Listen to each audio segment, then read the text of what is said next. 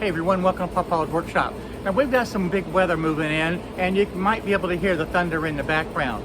But one of the things I want to show you is that earlier I replaced this door. Now the old door was considerably worn out, being it was about 15 years old, and it had considerably rotten over time, especially at the bottom. So today I put in a brand new PVC frame all the way around, and I was able to use this same metal door. And I want to show you exactly how I installed it. It's definitely time to replace this door. It has a lot of rot down at the bottom, and if you look at the bottom of the door itself, the sweep is actually falling off. If you look at this threshold, you can't really see it in this picture, but it's actually warped considerably. And as far as this door frame, it has had a lot of weathering. Now the cause of this is the fact that there is no overhang over this door. Therefore it gets all of the exposure with the rain and the sun, and as a result it has rotten away. And it's time to be able to replace it, because this is not going to be a repairable situation. Now, due to the maintenance and such, this door has lasted for about 15 years. But I want to cut the caulking from the brick molding to the frame of the door. And that's the first step in being able to take this door frame out. I want to be able to remove this, unfortunately, piece by piece, to be able to get everything out. Now, over the years, I have painted, caulked, and repaired the bottom actually a couple of times. But over this past year, I realized that there was no saving this frame, and I just let it go. And you can see how the weathering has really had a bad effect on it with no maintenance whatsoever. And I'm glad today is a beautiful day, and it's a perfect time to be able to remove this door itself and put in a new one.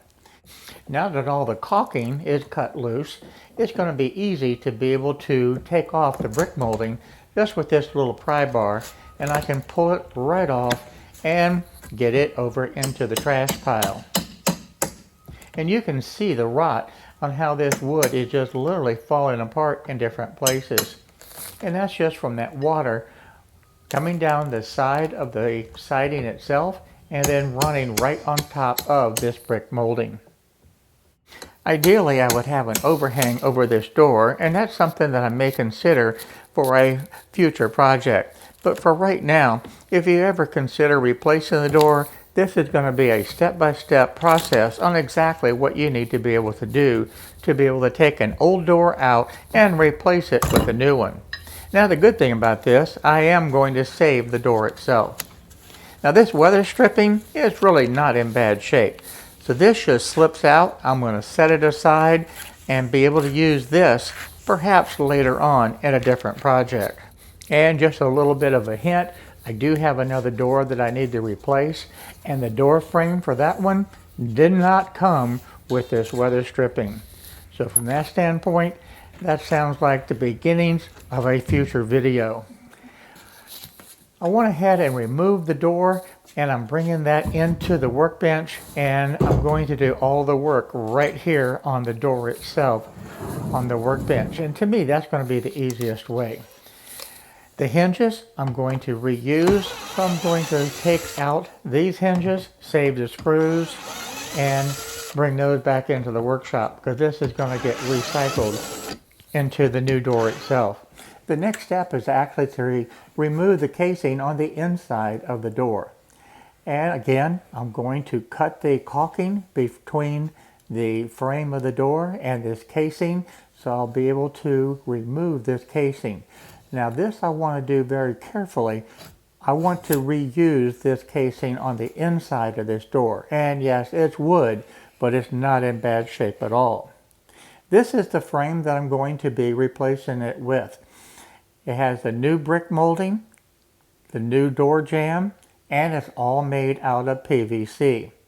The nice thing about this is rot proof. It is going to have basically a lifetime situation. There's no rot, and it's going to be perfect for this type of environment.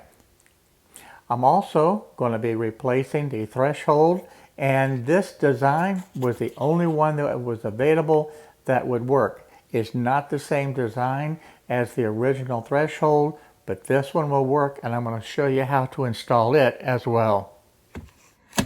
If you look at the bottom of the door, you can see that this has the sweep on it, and it is completely destroyed. There's not much left of it. In fact, as you saw earlier, it's literally falling apart. And this is a new trim that I'm going to be putting on to this door to be able to replace this old one. Now this one does actually fasten to the bottom of the door. It slips over it completely, and this actually is a very, very workable situation to be able to repair the door.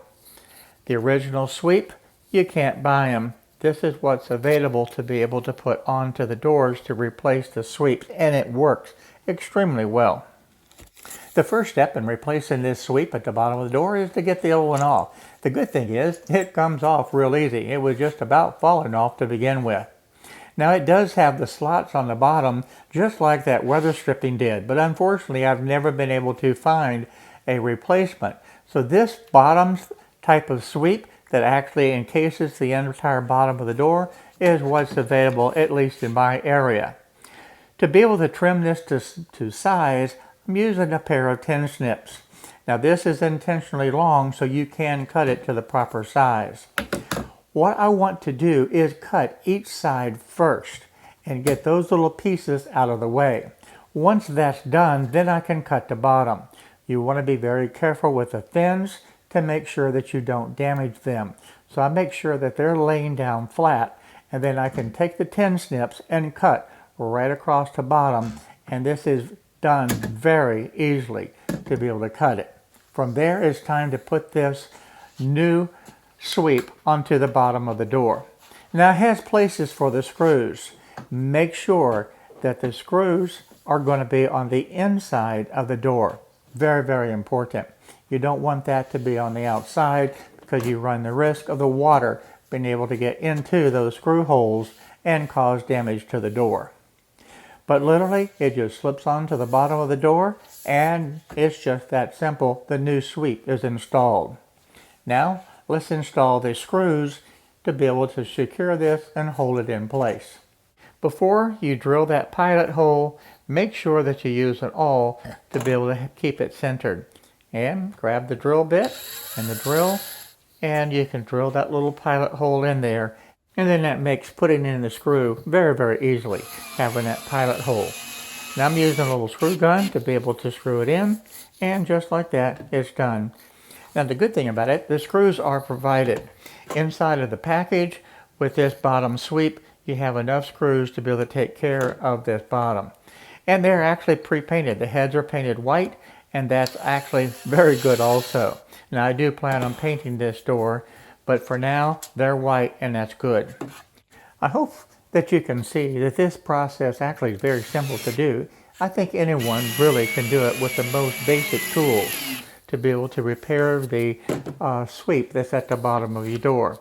In fact, if you take a look at yours in your house, you never know, you might find that that sweep at the bottom probably is quite worn. Because they constantly are brushing against the bottom threshold, they do have a tendency to wear out over time. The bottom threshold is a completely different design, and this rubber part needs to go in first. Now you may think it goes in the other way because of how it was curved, but no, this is the proper way that it goes in position. And you literally just fold it almost in half and slip it into the slot. Now you do have one portion that goes into the slot itself, and then you have this other little part, the little flange on top there, that goes onto the outside. And this is very easily to be able to slip into the slot itself, and you really don't want that to happen. Once you have the rubber gasket installed, inspect both sides to make sure that this little flange is in fact on top of the threshold.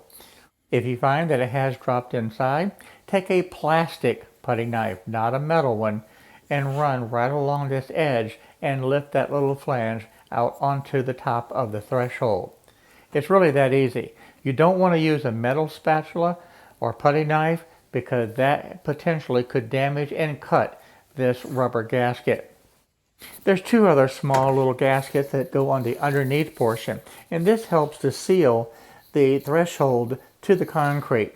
Is it a perfect seal? No, but it does help. And to be able to install this, it just slips into the slot, and all you have to do is just literally push it in, and now you have that gasket on each side. Now I will be adding some clear silicone across the bottom of this threshold to be able to enhance and further reinforce this seal. But this is how it's designed. And literally, to be able to install this, you do nothing more than just push it right in place, and it just drops in there. Now if you find this a little bit tough, you can put it in some hot water, and that will make it go in there just a little bit easier, but I found that that was not necessary.